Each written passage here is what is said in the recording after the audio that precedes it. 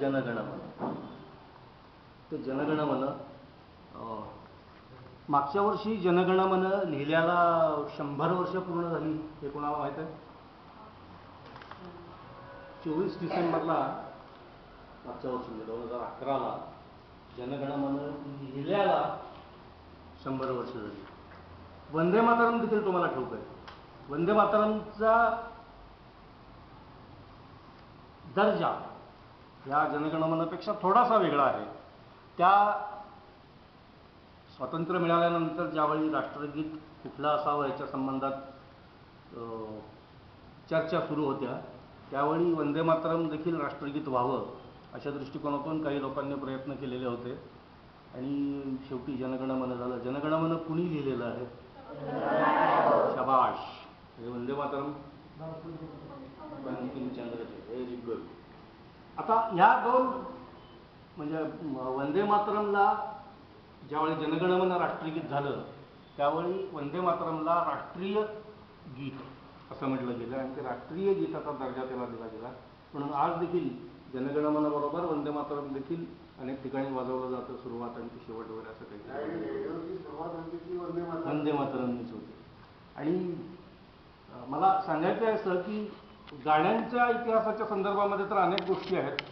अनेक गाण्यांनी अनेक प्रकारचे रेकॉर्ड्स निर्माण केलेले आहेत. पण या दोन गाण्यांच्या संदर्भामध्ये फार वेगळं तुम्ही लक्षात ठेवण्यासारख्या गोष्टी आहेत की वंदे मातरम ज्यावेळी सुरुवातीला होईल किंवा व्हावं अशा पद्धतीने प्रयत्न चालू होते तेव्हापासून ते आत्तापर्यंत अनेक लोकांना वंदे मातरम या गाण्याचा मोह पडलेला आहे आणि अनेक गायकांनी म्हणजे किती 125पेक्षा जास्त लोकांनी वंदे मातरम म्हणण्याचा प्रयत्न केलेला आहे. ही खरं पाहिलं असतं आम्हाला देखील फार आश्चर्यकारक वाटणारी गोष्ट होती.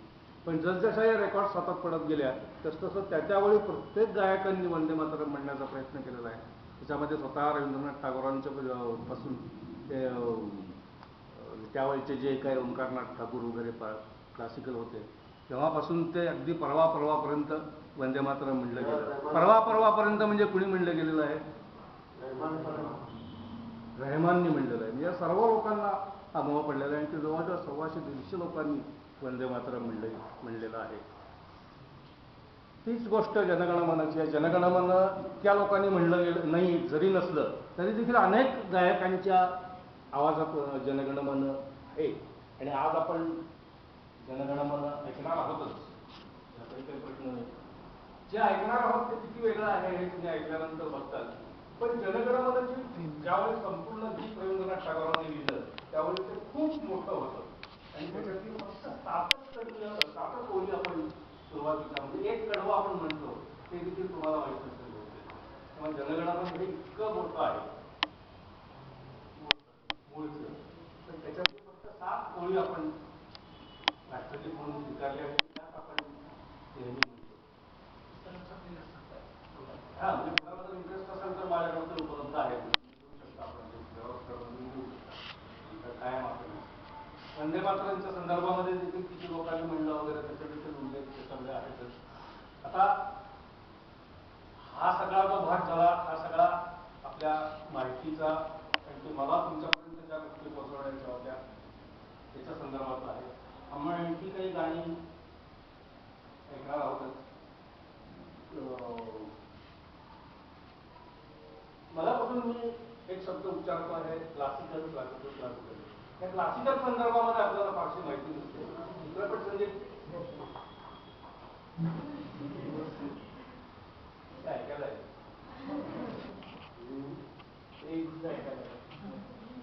एक फक्त मी तुम्हाला सांगतो तो विषय खूप मोठा आहे. फक्त मला एवढंच सांगायचं आहे की आपल्याकडचं जे संगीत आहे त्या संगीताला एक विशिष्ट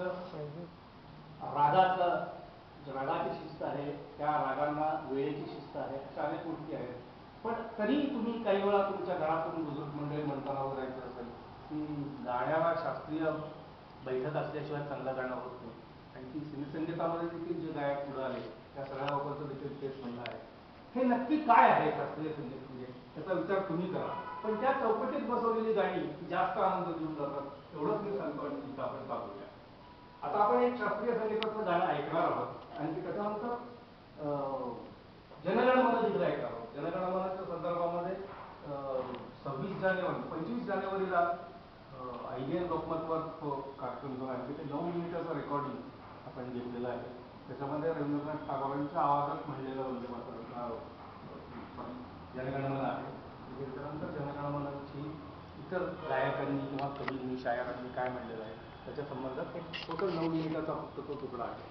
तर त्याच्या आधी आपण पहिल्यांदा एक क्लासिकल असं मगापासून मी म्हणतोय त्या क्लासिकल बेस्टवर आधारित एक चित्रपट संगीत जे आहे हे तुमच्या लक्षात येईल की इतर गाण्यांपेक्षा हे गाणं का वेगळं आहे म्हणून मी ते निवडलेलं आहे. हम दिल दे चुके सनम या सिनेमातलं ते गाणं आहे तेही आपण ऐकूया आणि त्याच्यानंतर मग शेवटी ते मी म्हणतो ते जनगणमनाचा जो पीस आहे तोही ऐकूया बघूया.